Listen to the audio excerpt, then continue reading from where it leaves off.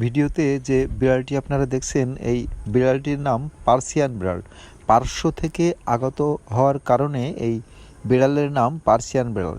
তবে আমাদের দেশে যে বিড়ালগুলো রয়েছে সেই বিড়ালের থেকে এই বিড়ালের রয়েছে বেশ কিছু পার্থক্য।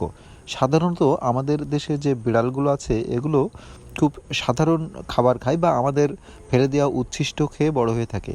কিন্তু এই যে বিড়ালটি আপনি দেখছেন এই বিড়ালটা কিন্তু ওই ধরনের খাবার খায় না। সাধারণত চিকেন বা অন্যান্য যে খাবার কিনতে পাওয়া যায়, সাধারণত এদের খাবারগুলো সেই খাবারেই এরা বড় হয়ে থাকে। বা অন্যান্য যেসব খাবার রয়েছে সাধারণত মাছ, এই মাছ কিংবা ভাত এইগুলো কিন্তু এরা খায় না। সাধারণত বাইরের দেশের হওয়ার কারণে আমাদের দেশের আবহাওয়ার সাথে এরা বেশ মানানসই নয়, বিভিন্ন ধরনের রোগাক্রান্ত হয়ে থাকে। তবে খুব সুন্দরভাবে যদি যত্ন করা হয় তাহলে আমাদের পরিবেশেও এরা ঠিকঠাক বাঁচতে পারে এবং বাচ্চা দিয়ে থাকে।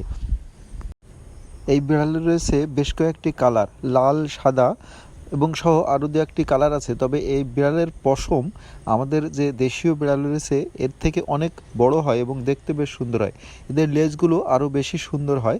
সাধারণত এই বিড়ালের দাম অনেক বেশি হয়। সাধারণত আপনি দেশীয় বিড়ালের সাথে তুলনা করলে দেশীয় বিড়ালও কিন্তু বিক্রি হয়। তবে এই বিড়ালগুলো 18 থেকে 20,000-এর মধ্যে একটি পূর্ণাঙ্গ বয়সের বিড়ালের জোড়া আপনি পাবেন।